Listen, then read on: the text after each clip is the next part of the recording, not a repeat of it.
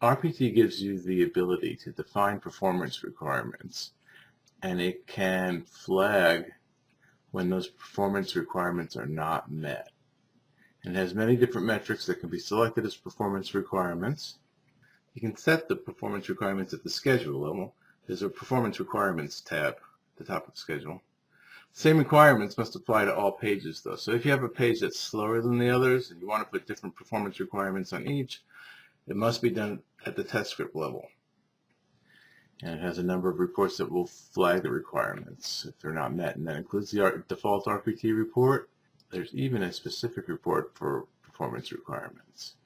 When watching a report as a test runs, the failure reports are for the plateau, if you're in a plateau, and they're for the entire run if you're between plateaus when the schedule's ramping it. And that's true in general for these reports. I'm going to show you how to define performance requirements.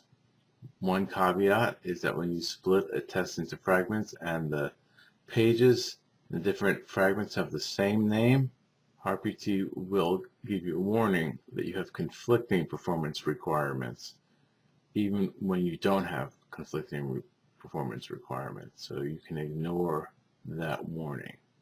It happens when the exact same page names are used in two different fragments. You set performance requirements at the script level on the Advanced tab.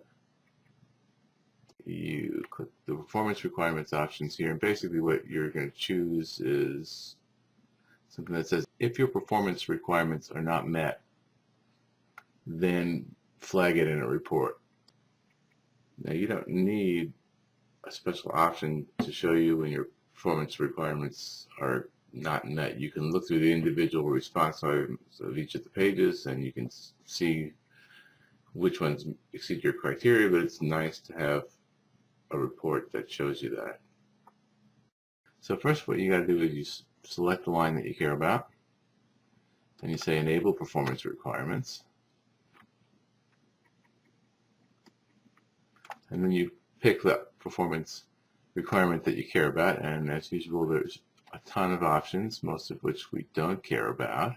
So a typical option that we care about is average response time in milliseconds per page. It's within the plateau.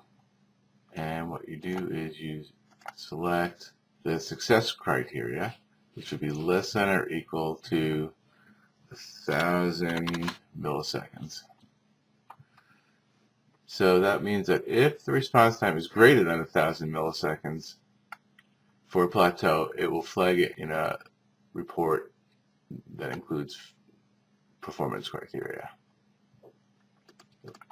Another one that we typically look at is the 95th percentile for the run.